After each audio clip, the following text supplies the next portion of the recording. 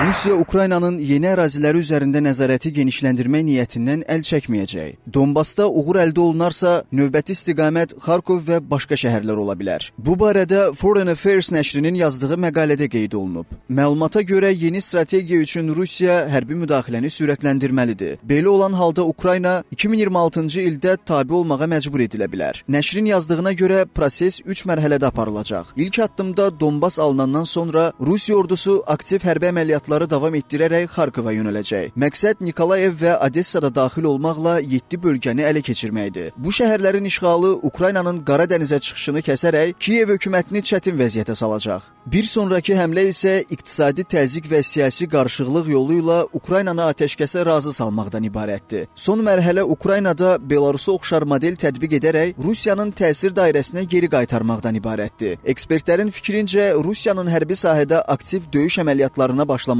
sözügedən planın tərkib hissəsi sayıla bilər.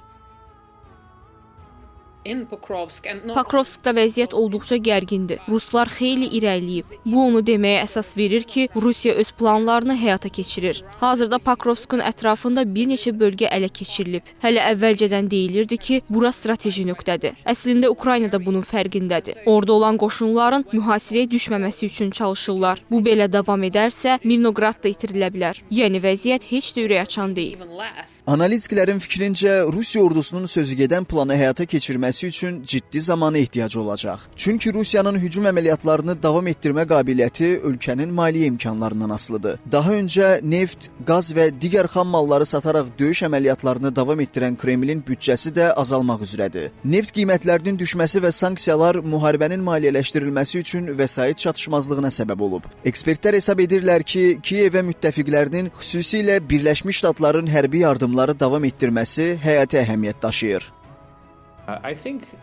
Düşünürəm ki, burada əsas sual belə qoyulmalıdır. Birləşmiş Ştatlar Ukraynaya silah tədarükünü davam etdirəcək. Çünki Ukraynanın əsgər çatışmazlığı ilə bağlı qeyri-müəyyənliklər var. Bir tərəfdən Ukraynanın döyüş əməliyyatlarını davam etdirmək üçün kifayət qədər qoşunları olduğu deyilir. Yəni əsgər çatışmazlığı yaşamır. Lakin Ukrayna silahlı qüvvələrində döyüş qabiliyyətli piyadaların sayı 2 ilə yaxındır ki, azalmağa doğru gedir. Ukraynadakı maddi vəziyyət qeyri-sabit olsa da bu müvafiq investisiyalarla həll edilə bilər. Bu döyüş meydanında təsirsiz ötüşməyəcək. Bunun üçün Birləşmiş Ştatlar prezidentinin atacağı addımlar çox vacibdir.